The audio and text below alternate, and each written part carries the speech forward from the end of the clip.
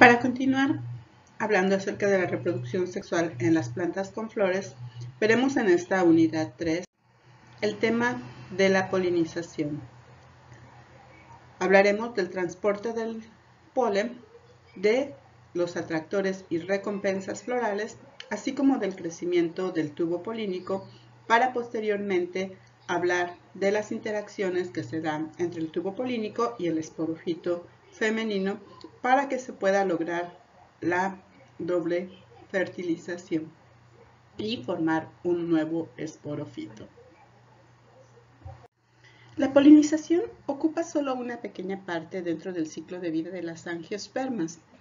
Sin embargo, es uno de los temas que más se ha estudiado, como veremos a continuación. La polinización se define como el viaje del gametofito masculino, el grano del polen, que está parcialmente desarrollado hasta las proximidades del esporofito femenino. La polinización se ha documentado de manera técnica desde los tiempos de Mesopotamia, en los que se habló acerca de la polinización de las palmeras en el siglo IX a.C. Varios trabajos de naturalistas durante el siglo XVII y XVIII fueron muy importantes, y en ellos se hablaba no solo de las estructuras de las flores, sino ya también de los vectores que están involucrados en el movimiento del polen. Charles Darwin fue un estudioso de la polinización, y en su libro La sorprendente forma y diversidad de las flores habla de diferentes mecanismos de polinización y los efectos que tienen en las especies.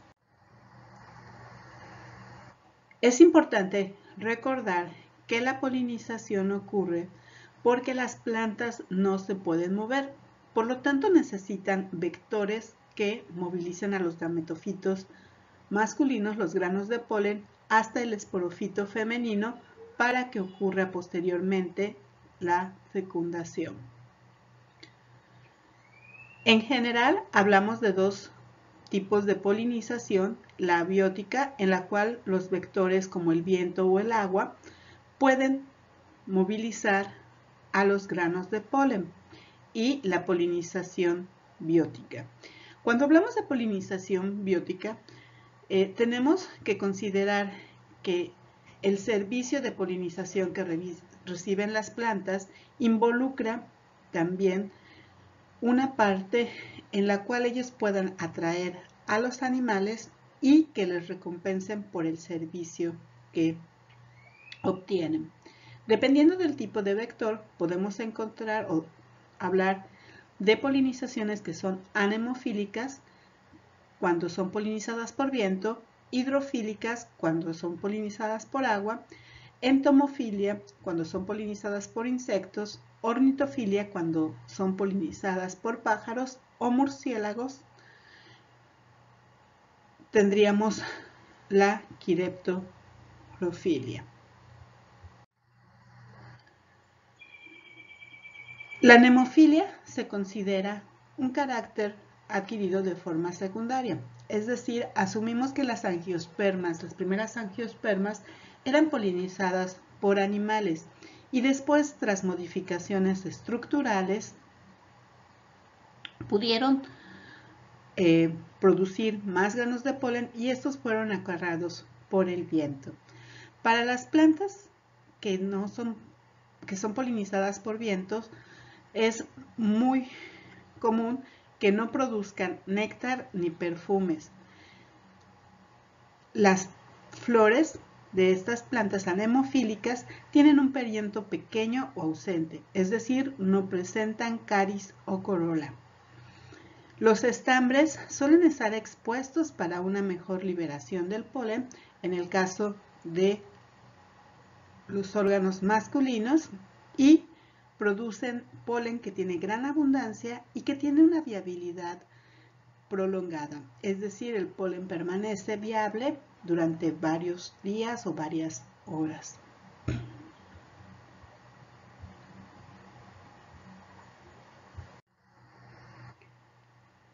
El polen en general de las plantas anemofílicas es liso, es ligero y no forma agregados.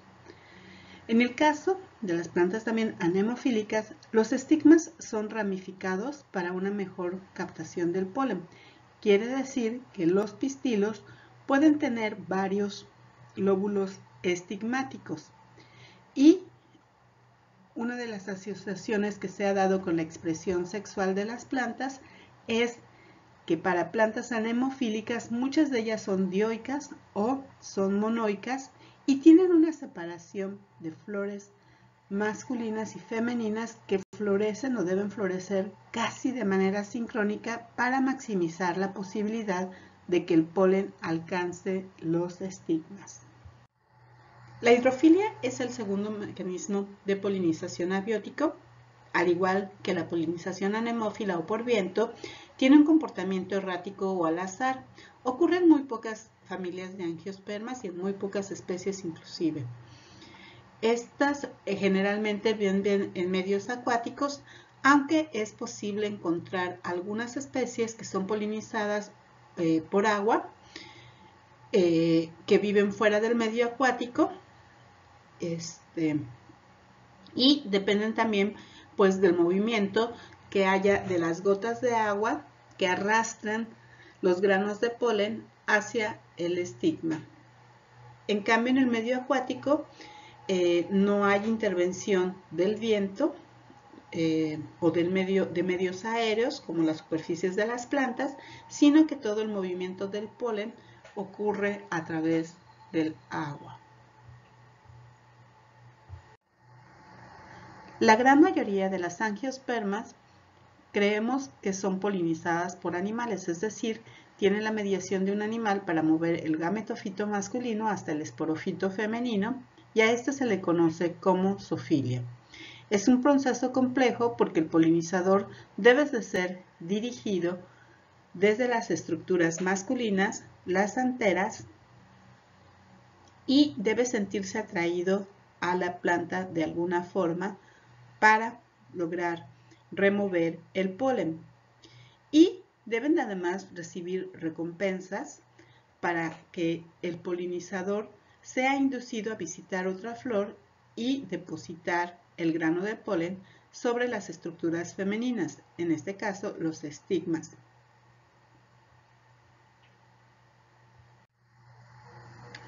Existen claves sensoriales para que los polinizadores puedan ver de alguna forma que el recurso que para ellos puede ser alimenticio o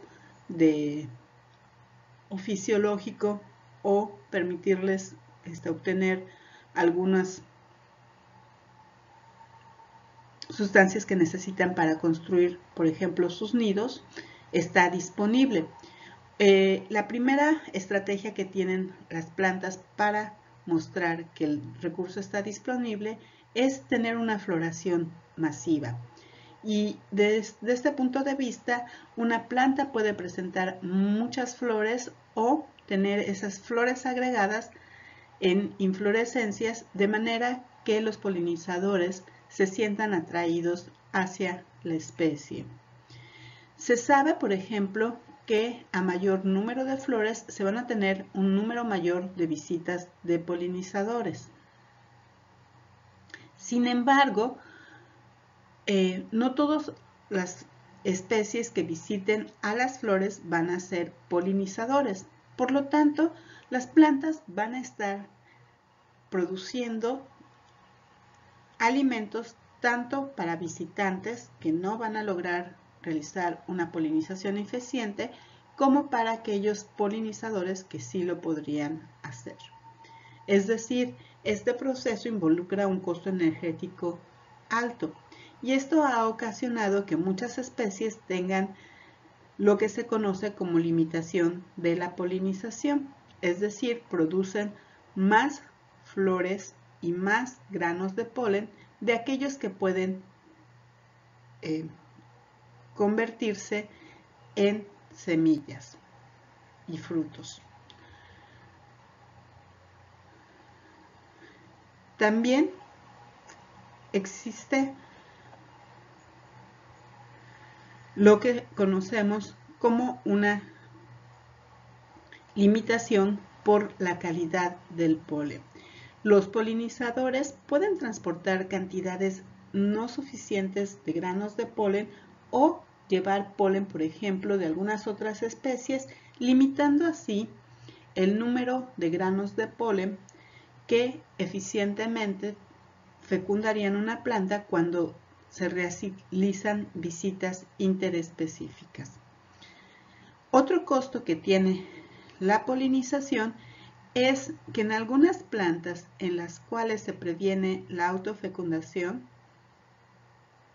los polinizadores pueden estar llevando polen que es producido por la misma planta, por lo que habrá un descuento de estos granos de polen que no serán eficientes para fecundar a la planta. Entre los atractores visuales que tienen las plantas para promover la polinización biótica está la coloración de las flores. Estos constituyen guías atractivas para el polinizador que contrastan con el entorno. Las formas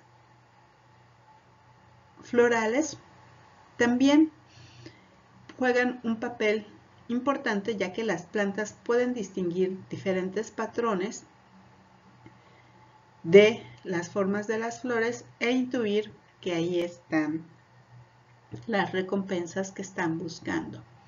Es importante aclarar que no todos los polinizadores ven con el tipo de visión de los mamíferos, en particular de los humanos. Algunos de ellos distinguen patrones UV, otros distinguen patrones de calor, y dependiendo del tipo de polinizador al que las plantas se enfoquen o del que requieran los servicios de polinización, tendremos entonces coloraciones distintas en el rango del espectro de la luz.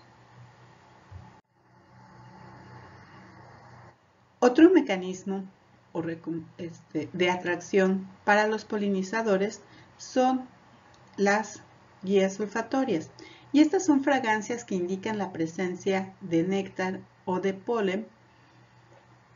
También se ha visto que algunas fragancias son repulsivas para depredadores de los polinizadores, por lo cual los polinizadores pueden permanecer mayor tiempo sin estar expuestos a sus depredadores en las plantas. Y existen otro tipo de aromas que no son tan fragantes para los humanos, que indican fuentes de alimentación.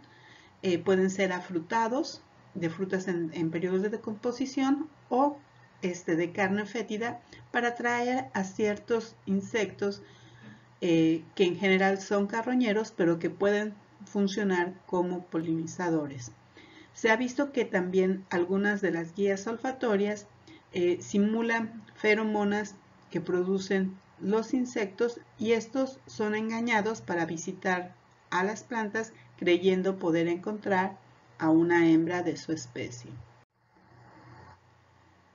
El néctar es una recompensa floral que está formada por agua más diferentes tipos de azúcares, aminoácidos, lípidos, y que puede contener proteínas.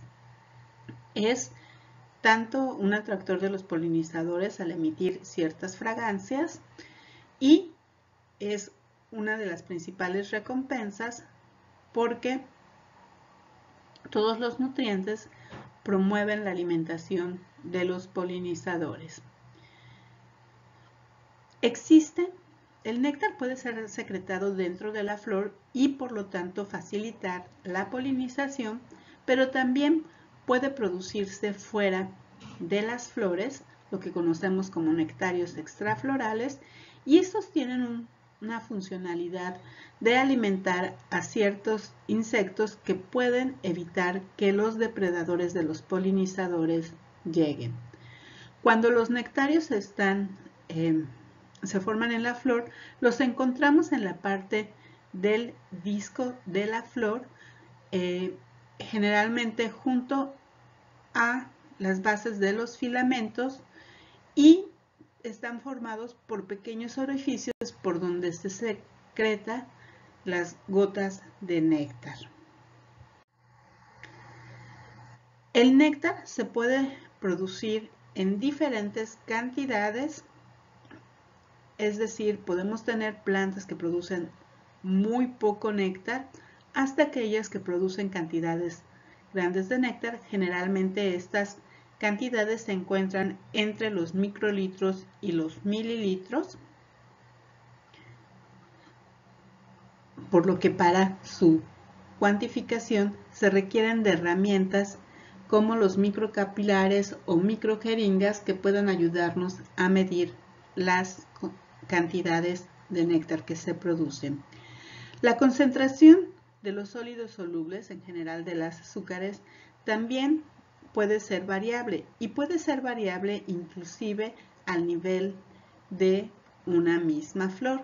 Se sabe, por ejemplo, que las concentraciones de los primeros néctares son menos concentrados, es un néctar más ligero en cuanto a la cantidad de azúcares que los néctares que se producen en las tardes. Esto puede deberse a dos mecanismos. Uno, que es la evaporación del néctar que se produjo en un principio, o un estrés, un pequeño estrés hídrico que hace que las plantas produzcan néctares más concentrados para ahorrar agua durante las horas de la tarde, que en general son más cálidas que las de las mañanas. Aunque este es un patrón muy constante, es posible que en otras especies encontremos néctares concentrados por las mañanas y néctares ligeros por la tarde. Se cree que la cantidad de sólidos solubles que produzca una planta van también a mediar en los tiempos de visita que tengan las flores por los polinizadores. Otro tipo de recompensa que se les ofrece a los polinizadores es el polen, y este tiene también un valor energético alto porque está formado por proteínas, por lípidos, tiene minerales, además de contener pequeñas cantidades de almidón. El costo para la planta es muy alto porque el polen es el gametofito masculino, y al ofrecerse como recompensa alimenticia a los polinizadores, se sabe que va a haber siempre una proporción de los granos de polen que no serán efectivamente transportados para llegar a la fertilización. Algunas plantas han tenido como solución producir polen fértil e infértil en diferentes anteras. El polen infértil entonces se convierte en la recompensa para los polinizadores, y el polen fértil, que puede ser acarreado en diferentes estructuras y que no está disponible tanto para la alimentación de los polinizadores, podrá llegar hasta los esporofitos femeninos para que se dé la fertilización.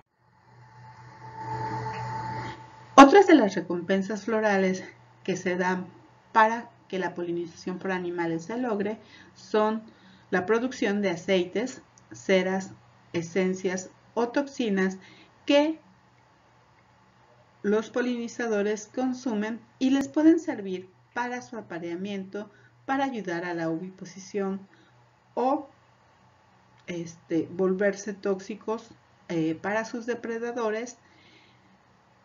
Y finalmente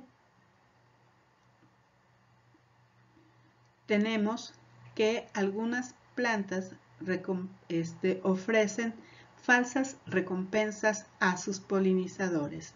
En la fotografía podemos ver a una flor de la especie Orchis que simula la forma de la abeja femenina para que los machos, al tratar de copular con la flor, transporten los granos de polen hacia otra flor. Esta polinización defectiva o por engaño que hemos descrito ocurre, como habíamos platicado, muy frecuente en orquídeas en las cuales las flores mimetizaron a las hembras para aparearse. Sin embargo, también las estructuras florales pueden ofrecer recompensas de néctar a los insectos que, mezcladas con narcóticos, permiten que la planta atrape a las especies, y esto ocurre en en varias plantas carnívoras del género Aristoloca, o en algunos casos los organismos que llegan a consumir el néctar son ahogados. Por ejemplo, en algunas especies del género Nymphaea. La polinización biótica tiene beneficios sobre la polinización abiótica. Primero es que el polen es dirigido porque al ofrecer recompensas, las plantas aseguran que los polinizadores visiten a la misma especie. El segundo es que, como veremos más adelante, que los polinizadores llevan mezclas de polen y por lo tanto las plantas pueden ser más selectivas con los gametos masculinos que llegan al pistilo. Es decir, los polinizadores bióticos presentan una oferta de diferentes gametofitos masculinos que provienen de diferentes padres, y la hembra puede seleccionar entre estos padres los que considere sean de mejor calidad.